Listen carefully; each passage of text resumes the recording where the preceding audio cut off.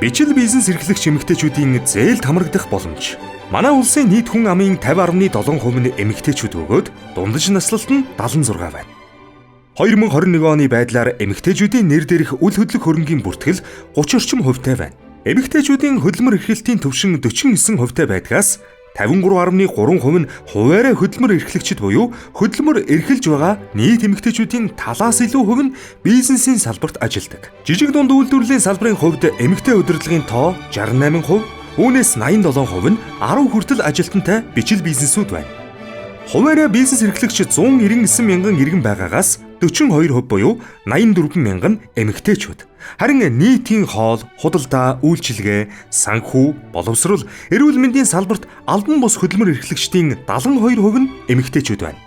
Эмэгтэйчүүд өөрийн эзэмссэн мэргэжил, сонирхлын дагуу ажил эрхлэхээс илүү хүүхэд гэр бүлийн асран халамжлах үүрэг, тэтгэврт эрт гарсан зэрэгээс шалтгаалж хуваарай бизнес эрхлэх салбарт ажиллахыг төлхөө сонгож байна. Гэвч бизнес эрхлэх гарааны хөрөнгөгүй. Дээр нь газар, орон сууц, барилга байгууламж зэрэг өөрийн эзэмшлийн биет капитал байхгүйгээс хөрөнгийн шаардлага хангахгүй тул тэр бүр зээлд хамрагдаж чаддаггүй байна.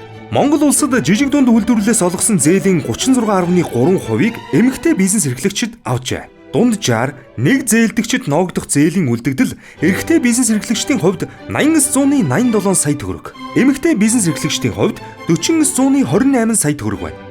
Эмэгтэйчүүдэд богино хугацаатай, бага хэмжээтэй өндөр хүүтэй зээл олдож байна.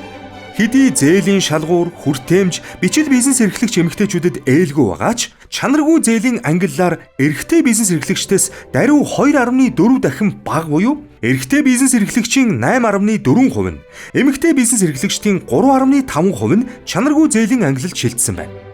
Бичил бизнес үйлдвэрлэл эрхлэгч эмэгтэйчүүд дийлэнхтэй өөрийн амьдардаг гэртээ эсвэл түрээсийн төлбөр өндөр өрөө, тасалгаа, байр ашигладаг ба бизнесээ тогтвортой үргэлжлүүлэх, ашиг орлогон олоход нэн тэргуунд ажлын байр, техник, тоног төхөөрөмж худалдан авах, шинжилэн сайжруулах, шинэ технологи нэвтрүүлэх хэрэгцээ үүсдэг.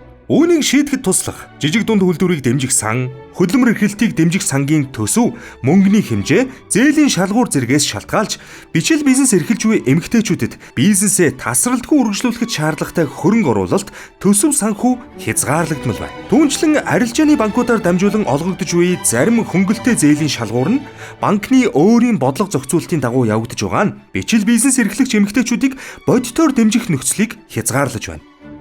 Бичил бизнес эрхлэгч эмэгтэйчүүд үйлдвэрийн байрны түрээсийн төлбөрөө удаан хугацаанд тогтмол хэвийн төлж, нийгмийн даатгалын шимтгэл, аж ахуйн нэгжийн орлогын татвар зэрэг татварын үүргээ биелүүлж, ажилтны цалин хоцроохгүй төлж, дээр нь ломбард, банк ус санхүүгийн байгууллага, банк гэд олдсон зээл болгоно хуваарийн дагуу хариуцлагатай төлдөгч энэ бүхэн маань зээл авах, төлөх нотолгоо дэмжлэг болж чаддаггүй байна. Өөрөөр хэлбэл зээлийн шалгуурт байх ач холбогдолтой гол үзүүлэлт санхүүгийн сахилга батыг үнэлэхгүй байна. Бичил жижиг үйлдвэрлэл бизнесийг дэмжих зээлүүд нь хариуцлагатай үйлдвэрлэл эрхлэгч гэдэгт ач холбогдол өгөхгүй байгаа нь хөрөнгөтэйч хариуцлагагүй үйлдвэрлэгч хүнийг дэмжиж байгаа мэт.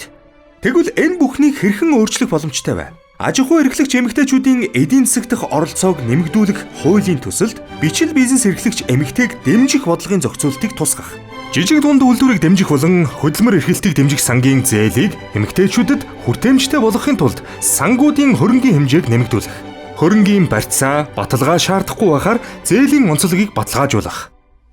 Хөдлөх хөрөнгийн барьцааны тухай хуулийн хүрээнд боломжит бие тус болон бусад хөрөнгүүдийг барьцаалдаг болох. Жижиг дунд үйлдвэрийг хөгжүүлэх сангаас хөнгөлтэй зээл олгох журамд бичил бизнес эрхлэгч эмэгтэйчүүдэд зориулсан зээлийн шалгуур, санхүүгийн хариуцлага, сахилга батыг үнэлдэг шалгуурыг оруулах.